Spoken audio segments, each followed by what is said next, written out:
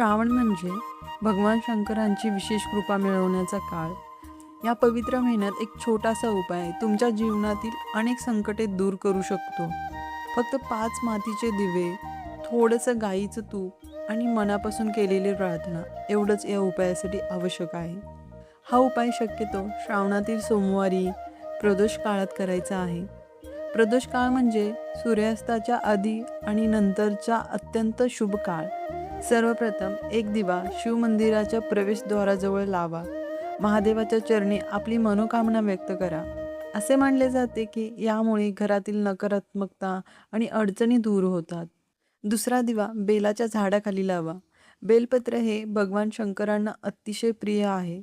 या ठिकाणी लावलेला दिवा घरात सुख, शांती आणि समृद्धी आणतो. तिसरा दिवा आवळ्याच्या झाडाखाली प्रज्वलित करा. आवळा आरोग्य आणि सकारात्मक ऊर्जेचं प्रतीक मानला जातो. त्यामुळे घरातील आरोग्यविषयक समस्या कमी होण्यासाठीची प्रार्थना करा. चौथा दिवा नदी, तलाव किंवा एखाद्या जलाशयाजवळ लावा.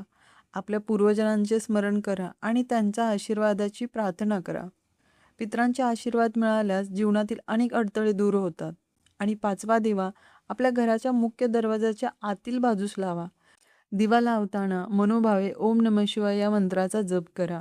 श्रद्धेने आणि भक्तीने केलेला हा छोटासा दीपदानाचा उपाय मनाला सकारात्मकता देतो आणि महादेवाशी आपले नाते अधिक दृढ करतो. अशाच माहितीपूर्ण व्हिडिओसाठी चॅनलला सबस्क्राईब करा, लाईक करा.